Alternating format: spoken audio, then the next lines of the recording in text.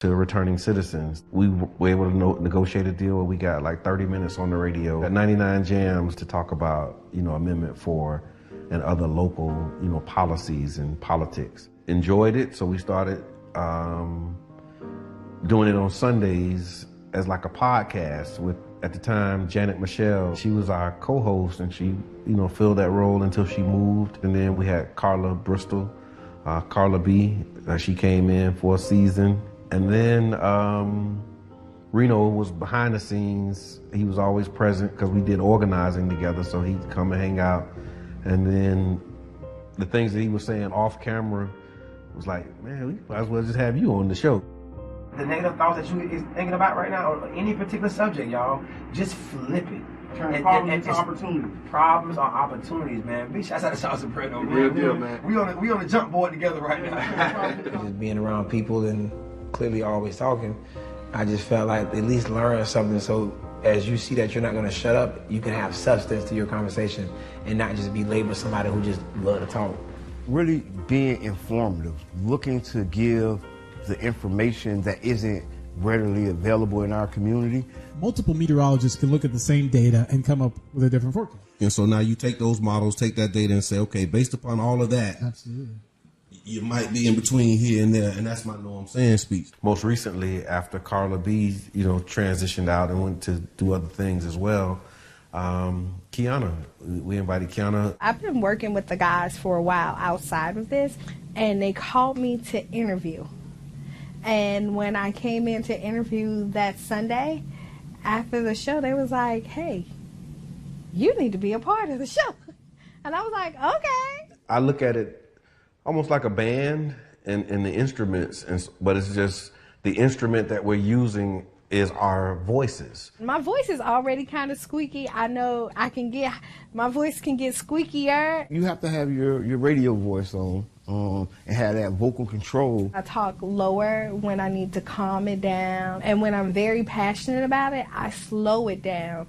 And because I want you to understand what I'm saying. What's good for the geese is good for the gander. So if you keep it secrets, just know that she can too. Okay, and see that's why that's why you need it on the Tampa Bay Breakfast Club. You feel? So you gonna even things out. You know what I'm saying? I was just joking. You know what I'm saying? It was joking. We just understand power, and in terms of people's attention, because it costs. People's attention costs. That's why it's called pay attention. We want to present local information right up there with, the trending topics. One thing that's a common denominator with all of us is that we're all passionate about our people. For me, what you take from me is that I'm real and I'm passionate about the growth of our people. The overall goal, I would say, is to have a more informed community.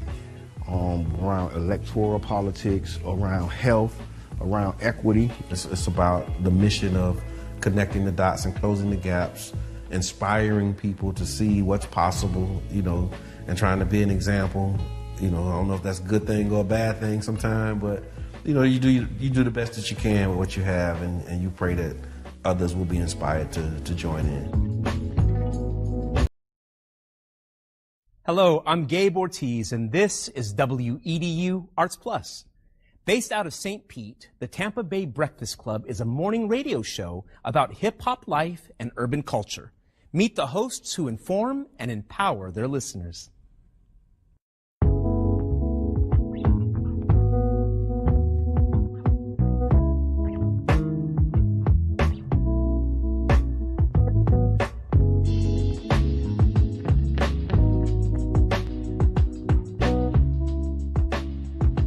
I'm Jabbar Edmond. I go by Mr. Edmond.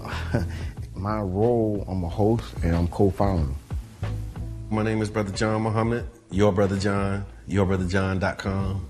And my role on the Tampa Bay Breakfast Club is host or co-host. I just go by Kiana. Sometimes you may hear the guys call me Q. I may say Q just depending on my personality that day. And I'm the female of the crew. All right? I think I keep balance when you look at the Tampa Bay Breakfast Club. So that's my role. And I'm Bruce Moore Jr. A lot of people do know Bruce Moore Jr., obviously being born and raised here and going to school here, but there's many more people that know Reno. St. Pete is small. And so the good things and bad things that come with a small city, you know, everybody knowing each other, of course, would be one of the pluses. My neighbors were not only just my neighbors, they became my family. Trying to put that back now, like really getting back to a place where we know our neighbors and we look out for each other. It was a St. Pete that existed, you know, south of Central, and then there was another St. Pete that existed north of Central and downtown. It was a struggle then, and I think it's still, you know, somewhat a struggle for black people in the city of St. Pete. Even with every step of progress we make, it's still a struggle to, you know, implement that progress. Did y'all hear about the weed college, the first cannabis college in Orlando? Talk to him, Sean Soprano.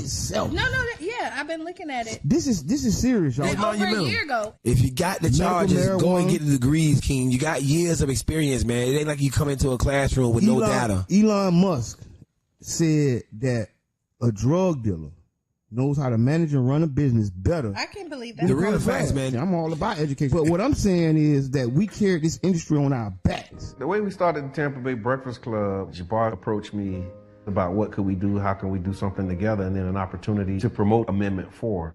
Amendment 4 is the, you know, voting rights restoration to returning citizens. We were able to negotiate a deal where we got like 30 minutes on the radio at 99 Jams to talk about, you know, Amendment 4 and other local, you know, policies.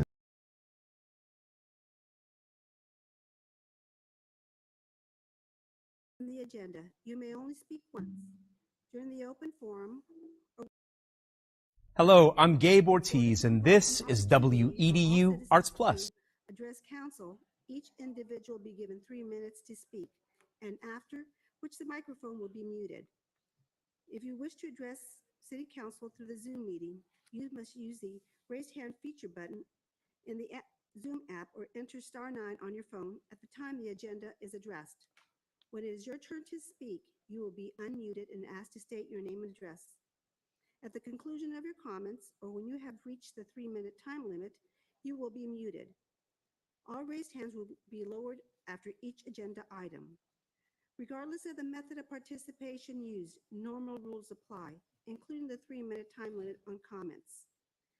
The requirement that any presentation material must be submitted in advance of the meeting, and the rules of decorum. If live public comment is disrupted by violations of the rules of decorum, the chair is authorized to accept public comments by alternate means, including by email only. And we do have some speakers. All right, thank you. And just a reminder, if you are speaking on one of the public hearing items, J2 or J3 today, on those, you actually have to wait for the public hearing in order to speak. So this would be for any other items on the agenda or any other city business. Donna Scott and Dr. Barb Stein, please step up to the podium, state your name and address for the record. You'll have 3 minutes to address council.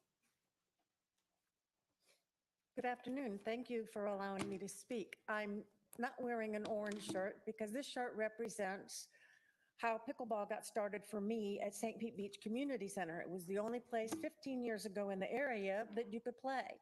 As a result, it expanded. I had over 350 people as an email address contact. These shirts we ordered from an entrepreneur business on 4th Street. Over 400 shirts. We changed the logo because these are seen all over the United States. But long story short, pickleball and tennis can very well get along together. I understand that's the emphasis. We went on an excursion down to Club Med in Port St. Lucie, where there's a tennis academy there with 20 tennis courts. They relegated us to the back court and said, you know, have fun. Since then, this Club Med has been bought out by Sandpiper.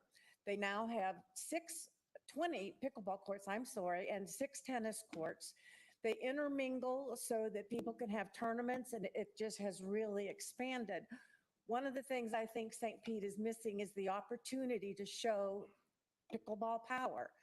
If you look down in Bradenton, the new center that they built down there, Bradenton only has 58,000 people. And they built this brand new center with 20 pickleball courts, 6 clay courts. I sat on a commission, I spoke at a county commission in Haywood County in Waynesville, North Carolina, where I spend the summers. They were presenting the ability to have 6 pickleball courts in a park outside. The committee was very much for this. Not only did they approve the expenditure, they asked for a revision so that there would be 8 courts. So basically what I'm saying is, St. Pete, you're missing the boat. There's so much opportunity out there, so much notoriety, so much experience with the pros and everybody getting involved in pickleball. So there should be a place, way back, I lived in Woodlawn, and we went in front of the Parks and Recreation Department because we didn't want to keep traveling all the way to St. Pete Beach. Ultimately, they agreed pickleball was here to stay, and they sent out memos to everybody and said, get with it. If you look on the Parks and Recreation website now, you'll see that almost every rec center in St. Pete has either indoor, outdoor, or both. So really, think about it. Think about what pickleball can do for us, the tournaments, everything that can go with it, because it's coming. You'll sure to see it in the Olympics one of these days because it is the going thing. It also helps with friendship. We have developed so many friends with this one particular place. We go to lunch every Friday and we have at least 40 people, mostly at the restaurant. So we're supporting the community as well. It's not just, let's have fun, let's play. It's a lot of.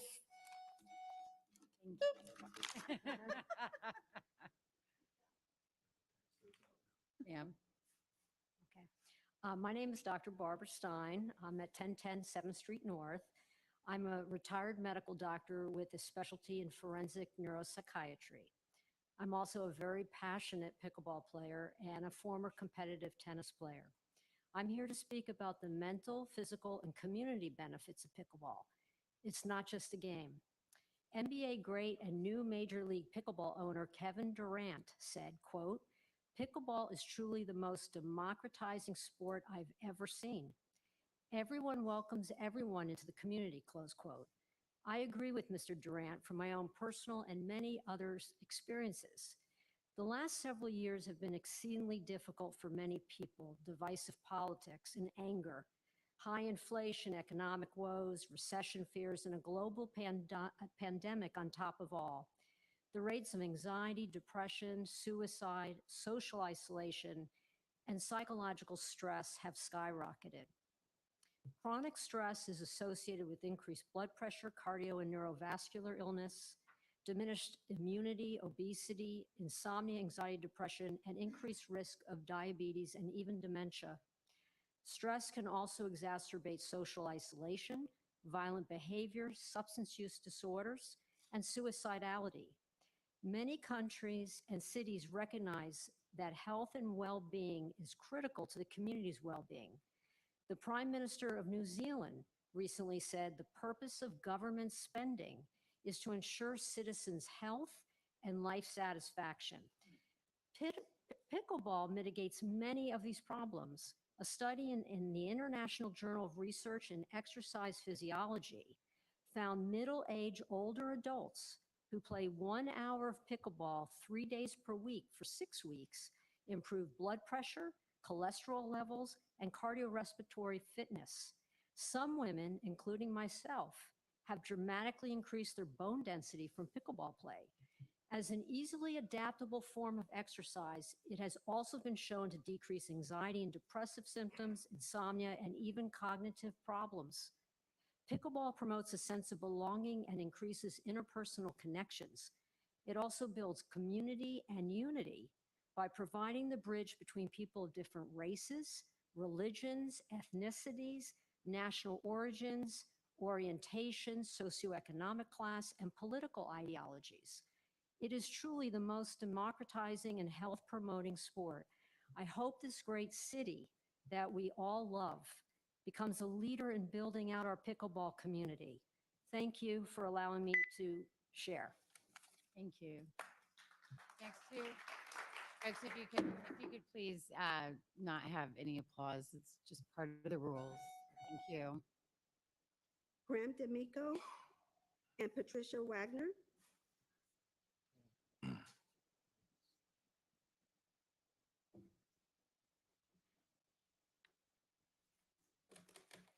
Hi, Council. Graham D'Amico, address is 116 13th Avenue Northeast. And I was asked by this beautiful group of people to talk a little bit about the professional side of pickleball. I recently became the owner of a Major League Pickleball team with like they said before, the likes of Kevin Durant. Also, LeBron James is now a team owner. Brene Brown, Tom Brady, Gary Vanderchuk, Anheuser-Busch made a purchase 2 days ago of a team, as well as Dude Perfect and Kim Kleisters. So the sport is growing dramatically. And I think what we need in St. Pete and what the group is talking to is a larger centralized location so that we can host some of these larger events. Our budget for Major League Pickleball next year is around $13 million for 6 events. Just to host one single event last year cost us over $1 million. I think that's a lot of economic impact for the city of St. Pete.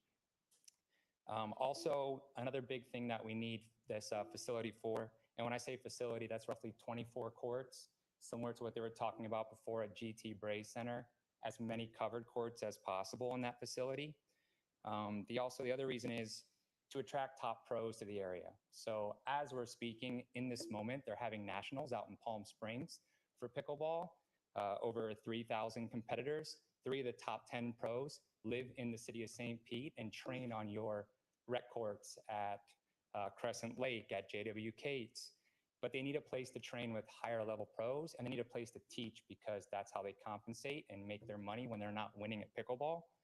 A new stat that's coming out in the next month or two shows that in the last 3 months, over 13.7 million people have played pickleball. And in the last 12 months, over 33 million. The stat before that was thought to be somewhere between 5 and 8 million. It's come to find out it's much higher than that. And also that there are roughly 295 pickleball players per pickleball court in the US, while there are only 55 tennis players per tennis court currently in the US. So obviously there's a need for more pickleball courts. What's great is you can fit roughly 6 courts, pickleball courts, for every 2 tennis courts. So it's a nice transition, easy to fit more in. And I think that that problem of needing more pickleball courts definitely holds true here in the city of St. Pete. And to show that, I invite you to come out any night between 5 p.m. and 9 p.m. to Crescent Lake or down to Coquina Key. Sit on the paddle rack with me for an hour, wait to play a game. I'll introduce you to the game. I'll even give you a paddle and some pointers on how to play. So thank you, Council. Appreciate it. Thank you. Good afternoon.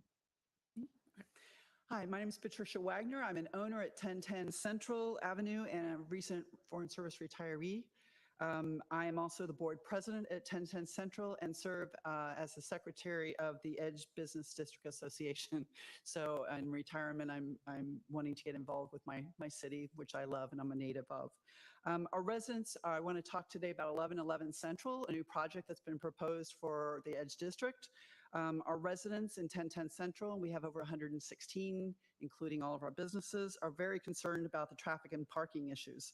Traffic is already congested, and this project, which includes 114 hotel rooms, restaurants, etc., which is almost catty-corner across another hotel project, the Moxie, which does have parking for their project, yet there is no parking lot provided and no long-term parking solution.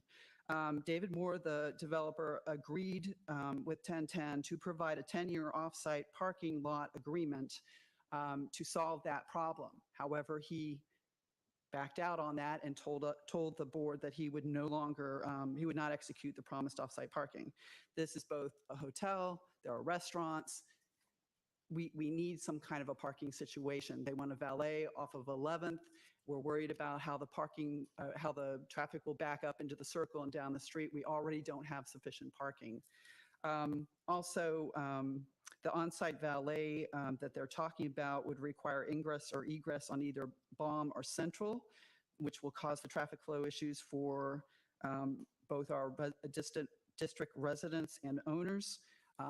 I ask that you please ask the project to resolve this issue and come up with a long-term off-site parking situation. The other project on the corner of 11th and 1st Avenue North has come up with an off-site valet project to be able to take care of the folks in that building. It is important that we keep our lovely and wonderful, vibrant city a place where people can come to and they can enjoy the areas. And we need you to please make sure that we're not against having a project, but we are currently, and other people from our group will speak on that, but we're not supporting this project as it stands right now with this type of parking. Thank you very much for your time. Thank you.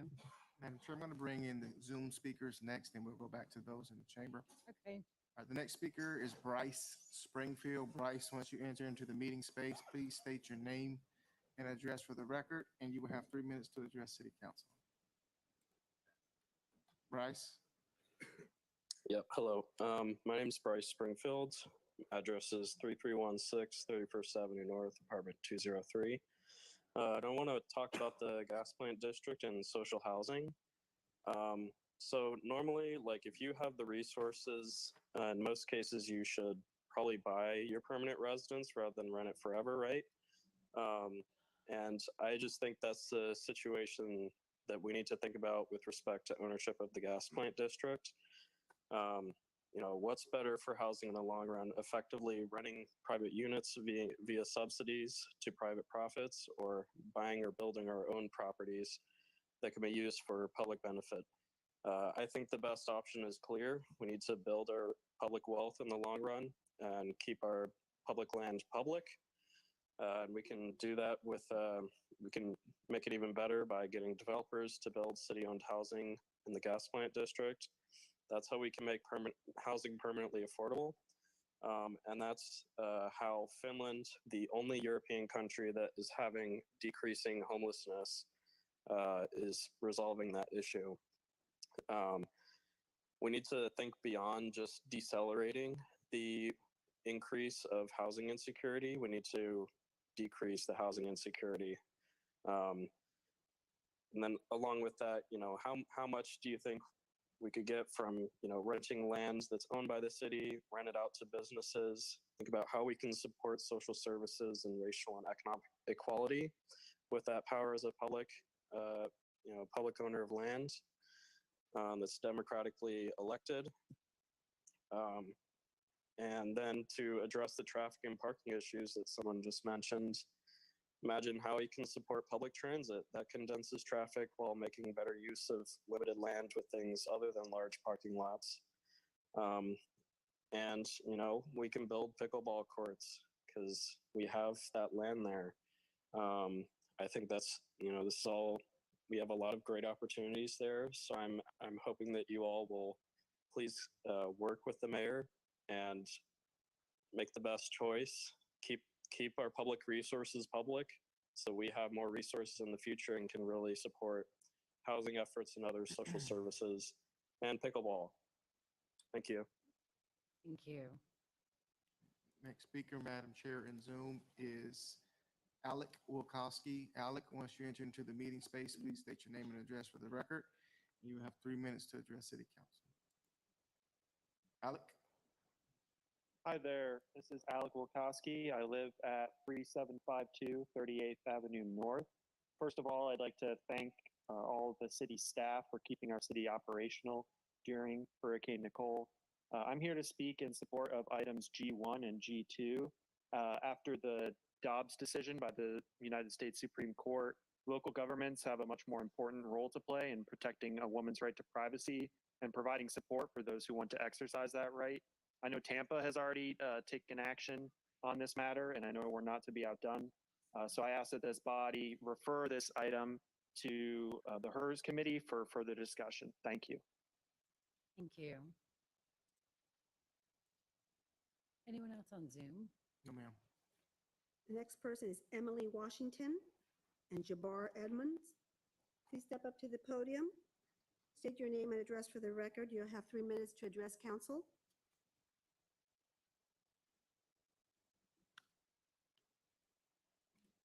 My name is Emily Washington. This is my first time. My address is 1715 27th Street South, St. Petersburg, Florida. I'm born and raised in St. Petersburg, Florida. Basically, I'm here to talk about the Manhattan Casino, but I'm speaking as an employee. My name is Emily Washington, and I'm born and raised in the community. I was also lucky to have one of the lucky ones to share the accomplishments and disappointment that has taken place at the Manhattan Casino.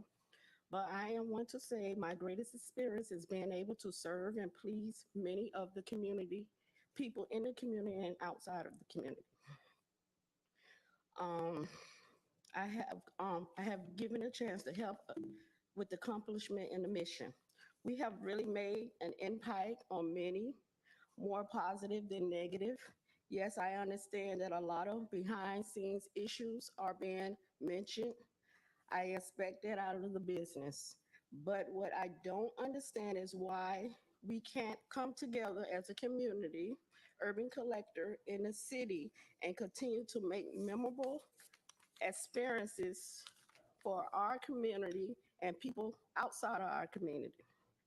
I also ask that you be mindful of the employees that has gave their time and energy and put in hours of things, working and making things happen at the Manhattan Casino just to know at the end of the month we're done and we're unemployed. We also have some employees that has been there through all three changes.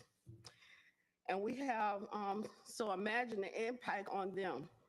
Today, my request from you, from the city, is to consider giving the urban collectors another lease with the backing and funding of the city. Keep in mind the mission that Mr. Jordan had for the Manhattan Casino. And we was doing all the missions that he had for the casino. And also consider everyone that will be affected by whatever decision that you make. I pray to God to see grace, I pray to God that God see grace and allow our ancestors to step in and influence your vote on how you vote against this, for this Manhattan Casino to be ran. Thank you. How y'all doing?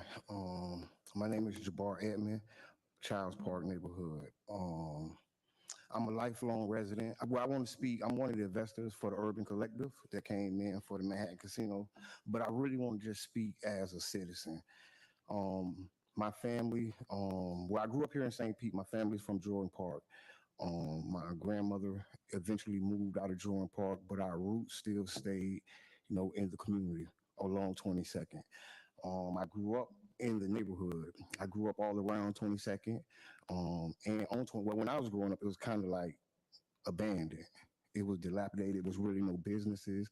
It really was kind of like it is now, but it was more houses, right? Especially right in front of the Manhattan Casino. We had like friends that stayed back there in those neighborhoods. So speed the story up. I was released from prison in 2005. When I returned to the community, I was kind of lost, you know. I actually ended up finding my way, meeting some great people who showed me some great things. And the reason I'm saying all this, because the Manhattan Casino is a part of this story. This has been the biggest opportunity of my lifetime. I've made a lot of investments on the South Side. I'm a serial investor, if y'all don't know. But this is the biggest, this has had the most impact. We've touched more people than I ever touched. I'm a community organizer, I knock doors, and I work on campaigns. So being a part of the Manhattan Casino is like an extension of my community work. That's how I felt, because I was a part of the last few RFP processes. I actually helped the losing grantees do videos and all kinds of stuff. So I know the contract. A lot of people say we didn't know the contract. Like, I personally knew the contract because of my interactions before the first RFP went out when Callaloo won. When Callaloo won, I was there that day. I met Vincent Jackson, ask Mario. So, like I say, I have a long history with this place. It's been a joy of my life to be a part of this. Seeing people cry when we say we will do the event. watching people tears, talk about their grandmother, their aunties, and their memories. And I'm thankful. I'm not bitter. I don't have any hate, animosity in my heart for anything that has transpired due to this. It's a business transaction, but it's not business as usual. And it never was business as usual. And I think that's how we have to look at it. This is extraordinary circumstance with an extraordinary situation. Thank y'all for the time. Keandra, Darlene, and Emily. Okay.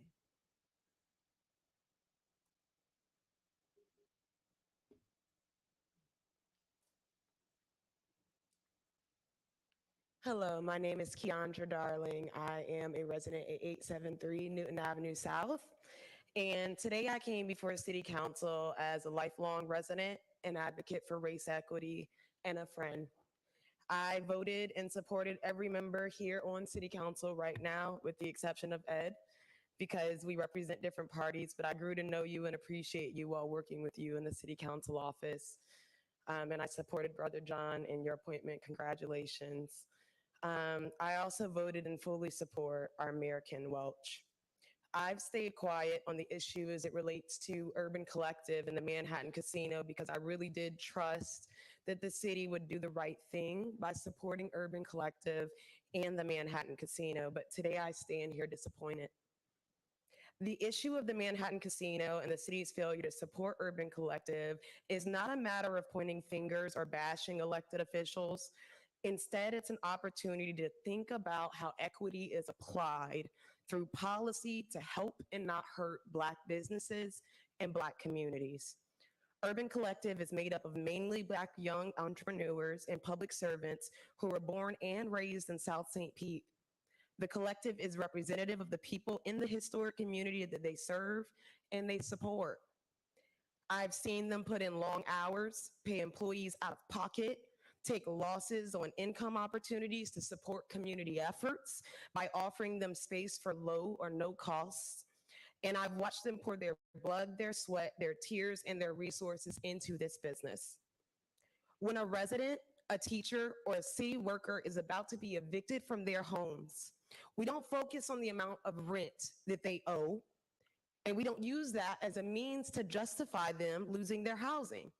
We talk about the obstacles that they've faced and the things that they've been affected by. We talk about the income as it relates to the rising cost of living, and we think creatively about solutions for them to maintain their housing.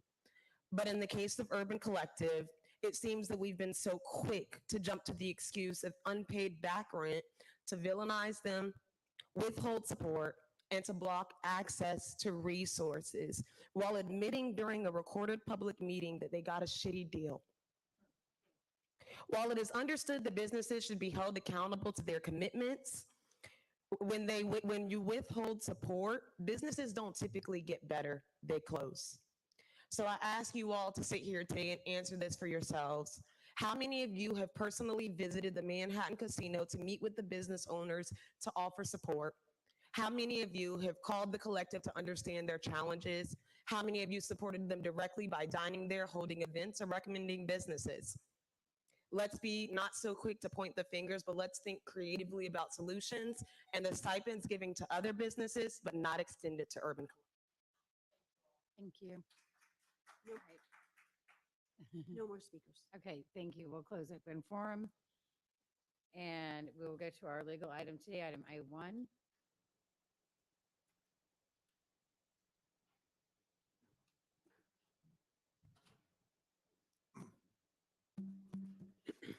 Mr. McCollum. Item I have for you today is a settlement on a personal injury case. Just by way of background, the plaintiff was Jason Byerly. This is an accident back from 2019. This was an automobile collision on the interstate with a police car. It was kind of a rush hour accident where everything got accordioned. Liability has been already found by the court against the city on this. It's a pretty significant accident, and the plaintiff had some pretty significant injuries with pretty high medical bills. We reached a resolution recently for $62,500. The case is set for a jury trial coming up up in about 4 weeks. This settlement here today, if approved by the council, would obviously get rid of the need to have the jury trial. So we're seeking approval from City Council of this lawsuit. Move approval. Second. Thank you. We have a motion and a second to approve item I-1. Seeing that there's no request for discussion, will the clerk please open the machine for voting? Council members, please enter your votes. Seeing that all council members have voted, will the clerk please tally and announce the votes? Madam Chair, the motion to approve agenda item I-1 passes unanimously. Thank you. Thank you, sir. Thank you, everybody.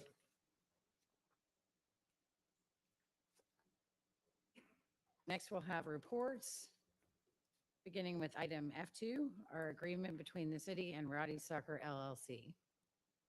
Mr. Zeoli. Good afternoon. Good afternoon. Joe Zeoli, City Development Administration.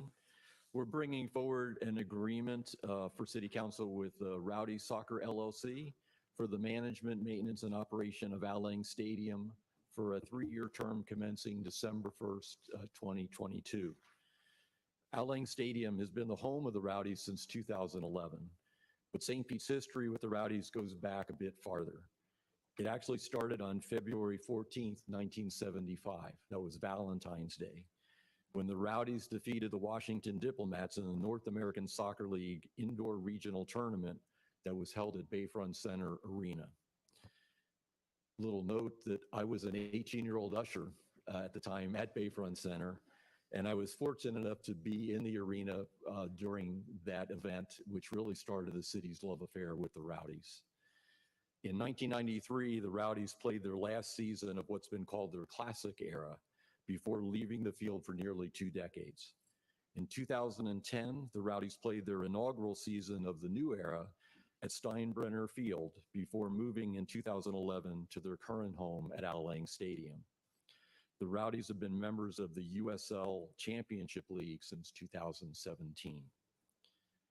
Rowdy Soccer LLC are the current managers of Al Lang Stadium under an agreement with the city that expires this November 30th of 2022. They have requested a new 3-year agreement commencing December 1st and ending on November 30th, 2025.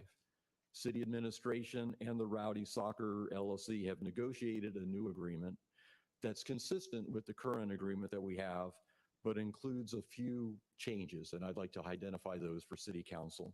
Certainly the first is the term. This agreement would start at December 1st, 2022 and go for 3 years with an expiration November 30th, 2025. Included in the agreement, in addition to Rowdy Soccer events, is a requirement that the operator, which is Rowdy Soccer, will conduct a minimum of 10 non-Rowdy events at Al Lang each contract year at no cost to the city. There's some interior signage within the facility, and the city negotiated to have the rights for 1 dasher board sign along the side of the pitch playing surface at no cost to the city. Additionally, the city has the right to display temporary interior signage at the stadium to promote city and community events. One of the items that's changed a little bit is facility naming rights opportunities. Rowdy Soccer will have the right to request a name change of Al Lang Field, which is the name of the park per our city code, and or a change of name to Al Lang Stadium, the current name of the facility. Any name change would require the written permission of the city, which may be granted only in accordance with applicable law, including our city ordinance requirements. If a name change is requested, the name Al Lang will continue to be included in either the name of the facility or in the name of the field at the facility. Any naming rights that are generated during the term of the agreement will be shared 80% to the operator and 20% to the city, with the city's share capped annually at $50,000. There's also a provision that talks about capital improvement funding for Al Lang. There are currently some very significant capital repair and improvement needs at the facility. These include items such as the field lighting systems, the playing surface of the pitch, elevator modernization, and facility waterproofing. So subject to the receipt of a capital improvement plan from the operator, the city has agreed to pay the operator $200,000 per contract year to help defray the costs of some of these capital repair or improvement costs. With us today, in case City Council does have questions, are representatives from the Rowdies. We have Brian Auld, Jeff Parkinson, and Ryan Hilfrich, who are available for questions. And certainly, City Administration does recommend approval of the new outlaying agreement with the Rowdies and approval also of the required fund transfers and supplemental appropriation for the capital improvement funding. All the approvals are included in the resolution that's been provided to City Council as part of your agenda packet. Thank you. Councilmember Gertis. Thank you, Chair. Joe, thanks for the presentation. And my only comment was that you did real well because you called it a pitch. And my brother-in-law would be very happy that we called it a pitch. So I appreciate the presentation, and I'd move for approval. Second. We have a motion and a second to approve this item. Councilmember Hanowitz. Thank you, Chair. Thank you, Joe, for your presentation. I just had a question regarding the change regarding the naming rights. Why is it capped annually at 50,000? Well, yeah, thank you. The intent really, as we were talking about this with the Rowdies, was they would really, there's a lot of demands on Outlying Stadium, quite honestly. There's a lot of deferred improvements that should happen out there. The opportunity to get some naming rights would actually help to offset some of the costs of that for them mostly, and a little bit for us. So we figured the lion's share of those naming rights, would be available to the Rowdies so that they could actually use that as an investment opportunity for the stadium. And at the same time, the city would get some recognition, if you will, that we would share in those proceeds. So that was kind of, we negotiated that amount out at the time. Yeah, I just was wondering, how do you come up with 50? Like the 50,000, is there any reason why 50,000 specifically? Well, we talked about, kind of a wide variety of how we could share the revenues on that, and we ended up settling at that number. So that's really was just a negotiated amount. Okay, thank you. Councilmember Montanari. Thank you, Madam Chair. Thank you, Joe, for the presentation.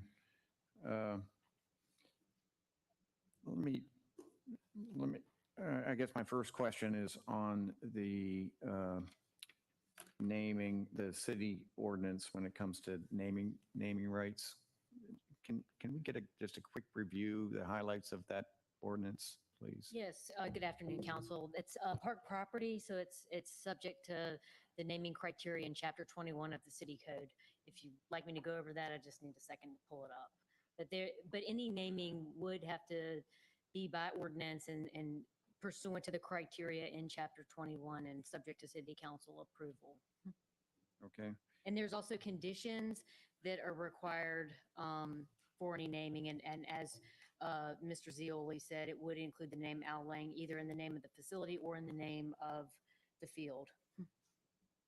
Okay. And in the backup material, it talks about the operator may request naming for a portion of the facility. So how many things could they rename? I'm not familiar with it. I mean, but that's, if there's a locker room, I guess, or, so it's just, I guess, proportions of the property that they could propose a name that this would be a conference room at Outlaying Field, the locker room at Outlaying Field. So those are, I guess it's just that what someone would find value in potential portions of the facility at Outlaying Field that they would want to propose a name for. So legally, there's no limit on the number of things. I think it's more operational that Joe could speak to. Yeah, the idea was that we wanted to make sure that the Rowdies were aware the facility is sitting in a park, a charter park. And as part of that, any naming change, including a portion of that park, would require to go through the process. So that's why we kind of embedded that in the agreement. Okay. All right. Good. Well, thank you for that review. Can we talk a little bit about the noise management part of the agreement. And do we have, in the current agreement, do we have a similar provision? That's correct, we do, and we'll continue to have that. We know that the facility can be used for things like concerts, and there's a sensitivity in the downtown area about noise. We want to make sure that as we bring forward these events, which we support, we want to see the facility used, but it has to be done in a proper manner. So by requiring a noise management plan, it requires the operator to take a look at those things. Where are the speakers going to be placed? What type of how is the audience going to be configured in there? The timing of the event to make sure that we comply with the city noise ordinances, all those type of things, is really to help us keep focused on the fact that we want to make sure we're delivering the events in a proper fashion. Okay. All right. Thank you. And then I have one question, or maybe a couple questions for the Rowdies. I'd like to just get a quick review on the complex that you have over in Tampa. Can you give us just a quick review of the complex that you built over in Tampa, and how does that work with Al Lang? I'm going to let Jeff Parkinson do it, who's been maintaining the fields over there as well as here and knows way more about it than I do. Okay. So, good afternoon, Council. Our complex over in Tampa, we wanted to build for the team for training purposes. It won't take away from any events or games. It's strictly to have the facility the size that the team can train. Because right now we train at Al Lang, we play at Al Lang, so that is our home. That will always be our home, for the foreseeable future. But as far as getting the team adequate training facilities and space, that's why we chose to go that way in Tampa. All right. I would actually just add that we anticipate being able to have many, many more events by training elsewhere because it will reduce the burden on the field significantly.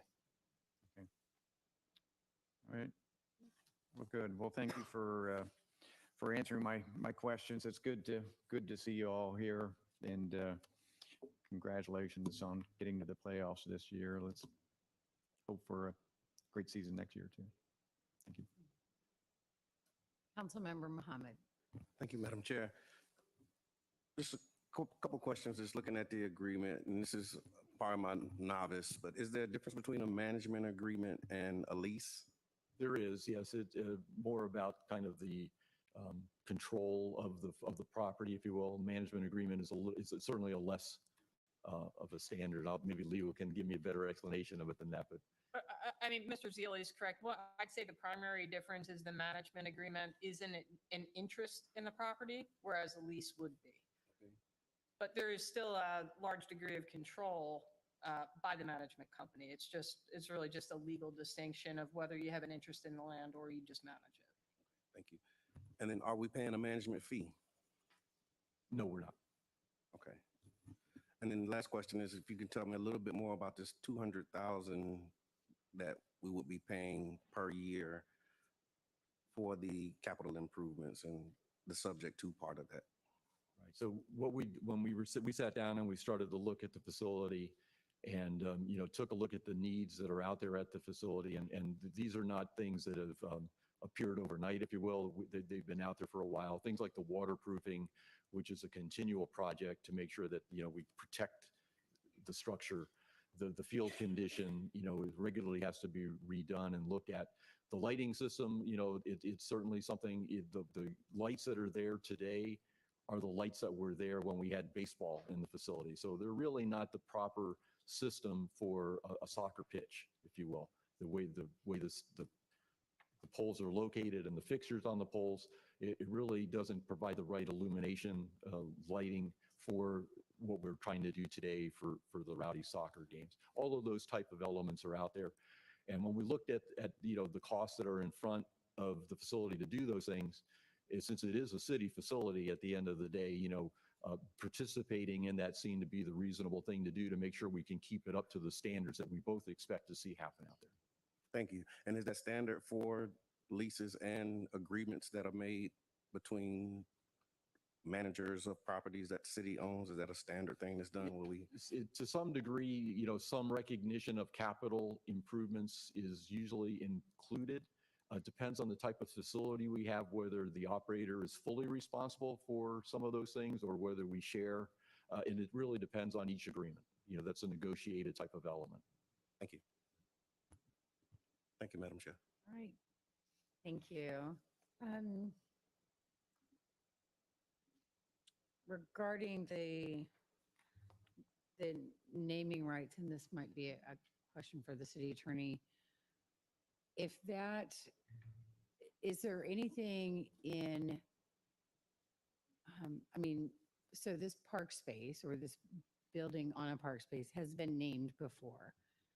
And based on the process that we have, is there anything in that will create a hindrance to add a name? Is it going to be an amendment to what was approved before, or would this be something new? I think it depends. So, the name Al Lang Field is codified in Chapter 21. So if you were renaming the park from Al Lang Field to Al Lang something, that could require a change to a certain provision in city code. There could also be another portion in city code where if you're naming a portion, you would just add a line to a different section. So it would be more of an ordinance process and codification in Chapter 21. Yeah, I think, and Joe can correct me, I think in all likelihood, it wouldn't be a hindrance. This would probably be something in addition to, not a fundamental change to any, not trying to speak for you, Joe, but based on my best guess, I don't think this would be a fundamental change that would be a hindrance or require any significant type of change. It would probably be more of an add-on. That's correct. Yeah, we just want to make sure that they recognize the fact that it becomes a public process for any of those type of names. And council member, Chapter 2180 or Section 2186, of City Code kind of addresses names of park buildings and park facilities, like, for example, the Jet Jackson Recreation Center. So I completely concur, it wouldn't be a hindrance. It would just most likely be an ordinance process, and the applicable section of city code would ultimately be, expanded upon or amended. Okay. Thank you. Is there anything different about the agreements or the accommodations that are made for the Grand Prix or for the Saturday morning market, or is that the same? No, those remain the same, right? There's language in the lease agreement that talks specifically about both of those events, so Right. that hasn't changed. Has either of those entities requested something more or any kind of a change, or are they also good with the way everything is set up right I've now? not heard anything from either one of those entities related to that the current agreement language does not work for them. So Okay. yeah, I think we're good on that. Okay, so I think about the Saturday morning market and how popular it is and how it's grown, and so it made me wonder, like, would they be asking for something more than what they have already? And then, of course, the Grand Prix, they make adjustments almost every year to get better and better at the way that they handle that event. So that's why I ask. I think we're on solid ground with both of those events. And actually, the Saturday morning market actually is in the parking lot, which is under city control. But the Rowdies have allowed them to use some of the interior space of the facility. So there's a good working relationship. Yeah. Okay, good. As long as everyone is happy. They are. Thing. Okay, great. Thank you so much. And thanks to the Rowdies Club for all that you do for keeping it going here in St. Pete. The games are just really exciting to attend, and it's wonderful that it's such a great family atmosphere as well. Just something else for people to find that they can enjoy in St. Pete, and we're really proud of that team. Thank you.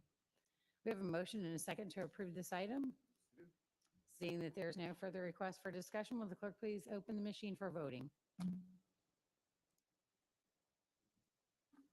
Council members, please enter your votes. Seeing that all council members have voted, will the clerk please tally and announce the votes? Madam Chair, the motion to approve agenda item F2 passes unanimously. Thank you. Next is item F3, our 2022 repetitive loss area analysis annual report. And joining us for that is Elizabeth Abernathy. Good afternoon. Good evening. Liz Abernathy, your Director of Planning and Development Services. Timely evening to talk about repetitive loss annual report. So this is something that we do each year. I do have a presentation. Hopefully we can find that. So as we're bringing that up, we do conduct a yearly analysis based on our repetitive loss data that is provided by FEMA, and that is in accordance with our community rating system program. And that program provides for credits based on analyzing these most severely flooded areas within the city. That gives us points towards our community rating system. And our current rating is 5, which provides a 25% discount for anyone that has to have or chooses to have flood insurance in our community. This annual area analysis follows FEMA guidelines to determine why an area has repeated flood losses and what alternative flood protection measures would help to break the cycle of repetitive flooding. Our repetitive loss areas are determined by counting each repetitive loss structure and adjacent structures, again, in accordance with the CRS program. A repetitive loss structure is a building for which 2 or more claims of over $1,000 in a 10-year rolling period since 1978. A severe repetitive loss structure has 4 or more claims greater than $5,000. We do have 4 areas or sub-areas in our city where these structures are located. Our highest concentration is in our east sub-area, which is predominantly the Shore Acres neighborhood, and followed by the north area, which is consists of our Riviera Bay neighborhood. Our Engineering and Capital Improvements Department has a master drainage plan, and this plan is currently being updated to include sea level rise projections. There's a number of drainage improvements that have been provided in the last couple of years in the Riviera Bay neighborhood. One has been completed, and there's other ongoing improvements listed here. In our Shore Acres neighborhood, the city completed a tidal resiliency project assessment in December of 2018, and that serves as the basis of future design work. And currently the city is installing additional backflow preventers and is initiating design phases on other projects for this sub-area. In our south sub-area, the city completed a resiliency study and has fast-tracked the section of the Stormwater Master Plan. Planned projects include stream restoration and enhancement of Little Bayou, Bartlett Lake, and Lake Magori, outfall improvements, as well as road raising and resiliency measures such as backflow prevention and living shoreline initiatives. In our west sub-area, the city has analyzed improvements to Bear Creek conveyance and an ongoing project along First Avenue North and 58th Street North, along with completed stormwater projects at Jungle Lake, which increases capacity and water quality treatment. Future projects will be identified in the updated Stormwater Master Plan and focus on channel widening and conveyance improvements. These completed and planned projects help to reduce flooding within repetitive loss areas, and maintenance for all projects and ongoing street sweeping continues for all of these areas. Based on the data that we see in these repetitive loss areas, flooding problems are primarily for structures located in our flood zone, our AE zone. Most of these structures are 1-story slab on grade built before 1974. As you know, we're seeing a lot of redevelopment of structures in these neighborhoods, being brought up to our current flood regulations. We have a lot of structural flooding caused by heavy rains with high tides and storm surges like today from wind events, along with tidally influenced street drainage, wake from vehicles, and again, taking into account rising sea levels. We're looking at a number of possible mitigation measures, including acquisition, elevating structures. We do participate in the FEMA's grant program, and there's a number of structures in the process or recently completed. Dry flood proofing, utility protection, drainage improvements, maintaining flood insurance are all different areas of mitigation that we employ and continue to explore. We also did, some of you were here last summer when we updated our floodplain management ordinance, and that was quite an undertaking. That takes a lot of coordination with FEMA. That concludes the presentation on our annual analysis, and I'm here to answer questions and have a few backup staff here too in case you get a little technical and I need some support. So thank you. Thank you. Vice Chair Gabbard. Thank you, Chair, and thank you, Liz. You know, this is the stuff like I always love this report because this directly affects the residents of Riviera Bay, my largest neighborhood in District 2.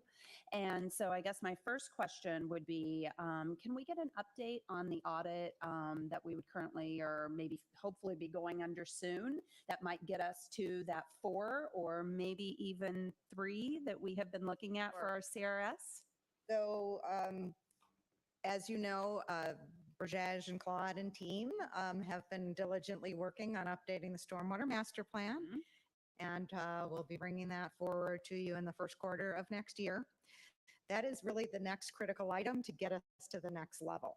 As soon as that happens, we can immediately request an audit to bring our CRS rating down. So we're looking at that along with some other measures to will definitely get us to 4, and we're hoping we can do enough maybe to get us to a 3, as Pinellas County recently did and leapfrogged over us. And you know, we want to be right up there and try to get to that 3, which will give an additional 10%. So it's 5% for each rating point. So that's huge when, you know, people's flood insurance rates just keep going up every year. Yeah, I mean, the millions and millions of dollars that our residents collectively save every single time we can make a jump. So really wanting to get to that 3. I was hoping we could do it before Pinellas County, because before them, I think Ocala was the only one, right, in the entire state. So I'm very much looking forward to us being able to bring that in for a landing. Critically important for savings for our residents. And I think it's a really great incentive as well for residents who maybe are not required to carry flood insurance. If they know that they live in a city where they get substantial discount, then maybe we can encourage. So would love to see, once we get to that point, maybe some education out to our residents that could, you know, kind of give them a gentle nudge to protect themselves, because for us, that's a huge resiliency issue. Question. That does give us points too. So all that educational and outreach also provides additional points towards the CRS rating. And I was going to ask, so I think it was maybe year before last, we had made the decision to kind of eliminate our city's program for public information stakeholder group and then kind of absorb that into the county's group, which I believe meets quarterly. How is that going? Are we feeling like that is still the best path forward for us, or is it maybe prudent of us to revisit bringing back our own group? I can bring Scott Crawford up if he has any information, but I would say it's always prudent to revisit everything as we move forward. And again, as we're kind of deep diving into those rating in every point that we can possibly get, we'll need to reevaluate all of those steps, including that, and see if there's a reason for us to perhaps have our own program. Okay. Scott has nothing to add. Well, I had sat on that group for years before I was elected, and then continued to work with that group. And now I sit in on those county meetings, and it's just a little bit different of a takeoff, right? Whenever you sit on those very large groups. And so I'm just curious if there's any benefit to us to bringing that back in-house. So good feedback, and we'll meet offline to talk about that a little bit more. Perfect. Sounds good. So I also want to say on the drainage improvements that have been done in our neck of the woods up on the north side. Thank you, thank you, thank you. Claude, I don't know if Claude is here, but he has really been a great partner in making sure that we are doing, those backup generators, getting those in place just in time for Hurricane Ian and now Tropical Storm Nicole has been a real relief to the residents, just kind of a peace of mind to them. So I definitely wanted to thank the administration for the focus on that and the pump upgrade stations that are upgrades that are coming. Would anybody be here that could talk a little bit about those upgrades that are happening now through May? Brajesh Preman will be coming right out and probably can add to that. And while he's walking out, I will let you know our teams will be out tomorrow morning to look for damage assessment from today and through tonight's event. So we'll be assessing that. Brajesh? Good day, City Council. Pleasure to be here. A little busy period right now, but warranted discussion.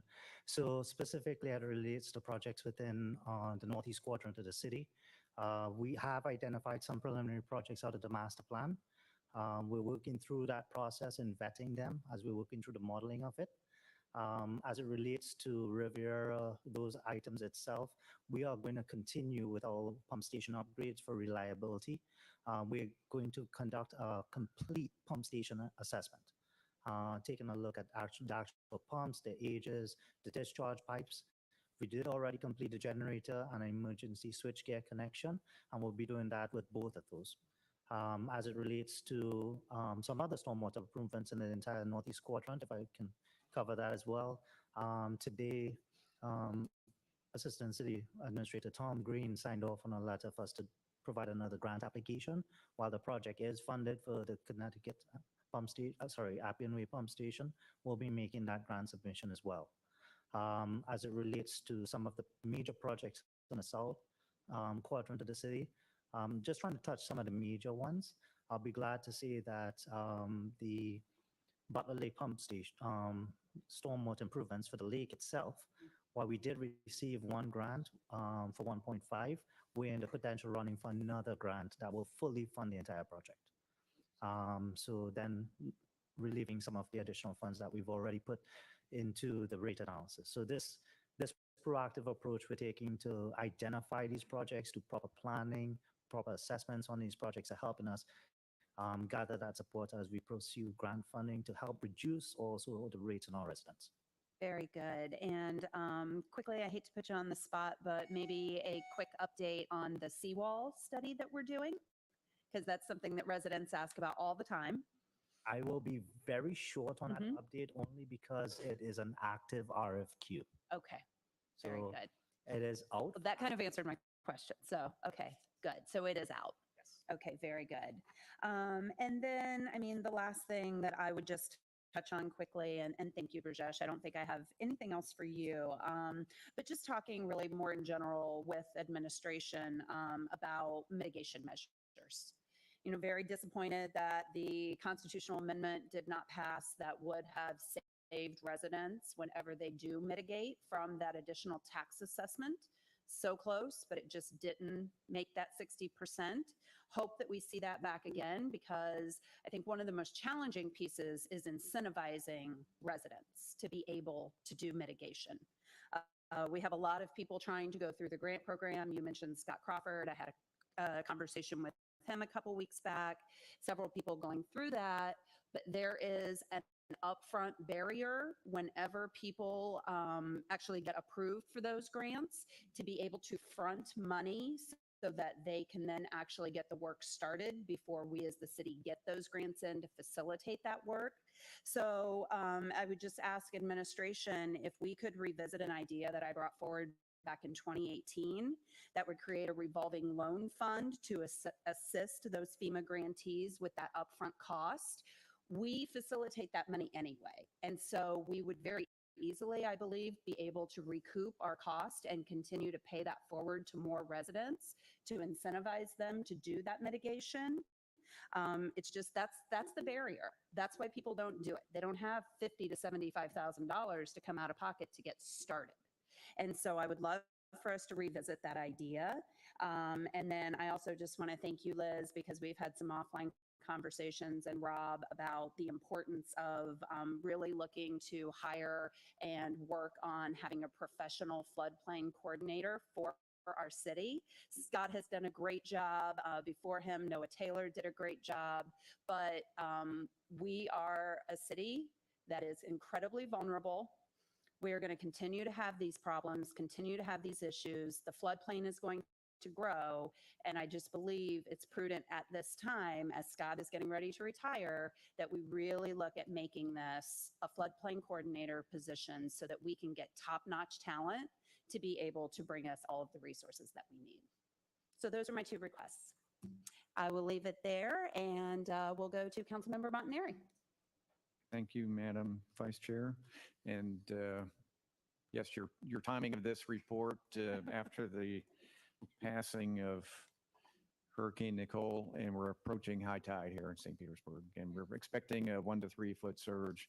And I just know that one of the other, Vice Chair Gabbard represents one of the repetitive loss neighborhoods, Riviera Bay, and I represent the other one, Shore Acres. And I just, I am always concerned when these sorts of things happen. And if anybody is watching that's traveling through Shore Acres, I just hope everybody slows down so that we don't have any sort of man-made wakes that damage people's homes in that neighborhood.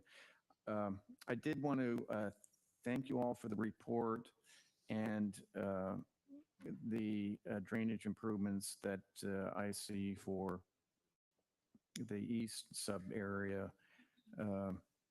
The backflow preventers are always appreciated, and I'm glad that we're putting a few more in this year. And then Burjesh, you talked about the Appian Way project, but the Connecticut Avenue improvement. I know that's going to be a very big improvement for Shore Acres, and long overdue. Can you give us a little bit of an update on where we are with the funding of that program? Yes, the funding was just approved in the October 1st budget for FY23. So we're in the process of developing the draft scope of services for the RFQ, which we'll be putting out on the street very shortly. That doesn't prevent us from still pursuing grant applications for the construction phase funding. So in short, we are going to start designing this fiscal year. Okay. All right. I was under the impression that we're looking for some grant funding for that project, just like we were with the Appian Way project. We will always continue to look for grant funding, even though we budget the projects. We'll always look to pursue grant funding with the intent of, if we do receive it, that is funding that we could reallocate for other projects or help reduce any future rate increases. Okay. All right. Thank you. And Liz, I also wanted to thank you for the report. One of the things that I always go to is the owner comments that are in the report, because we send letters out every year, and it's good to hear back from homeowners in these neighborhoods. So thank you for the update, and I'll leave it right there. Thank you, Madam Chair. All right, thank you. Thank you, Liz.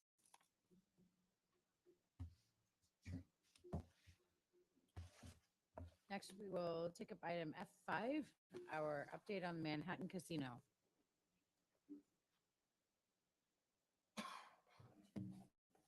Hello again. Afternoon, City Council. Joe Zioli, City Development Administration. We do have a PowerPoint presentation for this one. Thank you. So city staff was requested to provide the council a Manhattan Casino update. The last update that we provided to council was on March 24th, 2022. This report will focus on activities that have happened since that last meeting.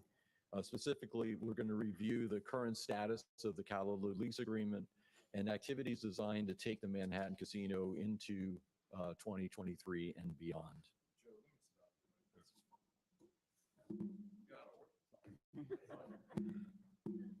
Yeah, the lights, Madam Chair. I'd like to make a few comments.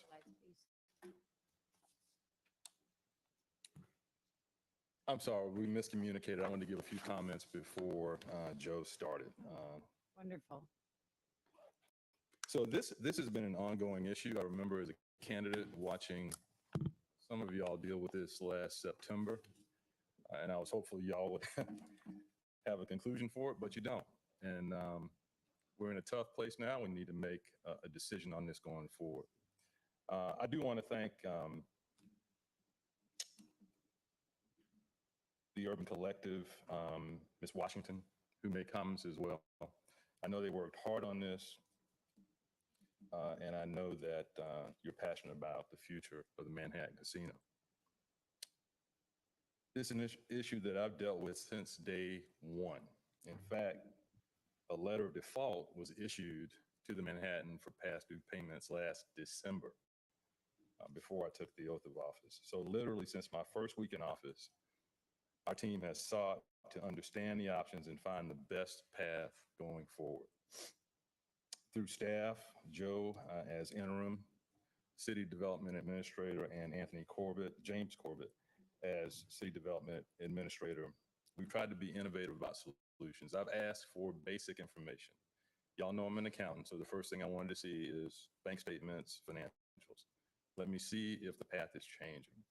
It took weeks, if not months, to even receive back that basic information. Despite what we've seen on some social media lately, I have spoken with members of the Urban Collective, and I'll just call it UC, about a path forward. I was told that UC could pay the past due rent. That never happened. And it always seemed tied to a discussion of a lease extension. And I understand where they're coming from with it. But the rent has not been paid. It has not been paid the entire time that I've been in office. In fact, it has not been paid since October of last year and stands now at $98,967 of unpaid rent. Our staff has held many meetings with the Urban Collective representatives, and I, as I said, have personally met with members as well. And my message has always been the same. We need to find ways to settle the amount owed in back rent, and that I was open to creative ways to reduce the amount owed. That was not accepted by UC. So the lease, which is with the Callaloo Group, ends on November 30th. And given the current status of the rent owed, the lack of communication and collaboration, I cannot justify an extension. And this is no surprise to the folks from the UC that I have spoken to, because I've expressed that very clearly in person meetings, most recently with Mr. Mallory and Pastor Murray in my office. So it's not a surprise. Equitable economic development is a priority, and it's a pillar of my administration. But that does not mean that anything goes. The rules still matter. We have to operate within the contractual agreements that we make, and that includes lease payments, maintenance, and we expect responsiveness to valid requests for reports and information from administration. As I said, the 2017 agreement is between the city and the Callaloo Group. When the Urban Collective joined Callaloo in 2021, they assumed all of the responsibilities that are in that agreement, including the debts. The city did not put the Urban Collective in that position. They chose to take that risk, and I give them credit for wanting to make a difference. But they took on that liability, and because of that business decision to join Callaloo and assume those liabilities, well, that has consequences that the city is not responsible for. The fact is, we have been very patient across 2 administrations and have explored every feasible option to bring this to a mutually acceptable conclusion. However, based on the facts before us and the default status of the agreement as it stands today, extending this lease beyond November 30th does not make business or practical sense. The restaurant business model clearly is not working, nor did it for previous restaurants at the location. Therefore, extending the lease is not an option that I will support nor execute. I want to say a few words about the community conversation that we had. The current agreement is a result of a competitive process after an unsolicited tenant offer in 2017. And I think after multiple failed ventures at that site, it's time for a fresh look at what the most impactful and successful use of that facility can be, that we ask the community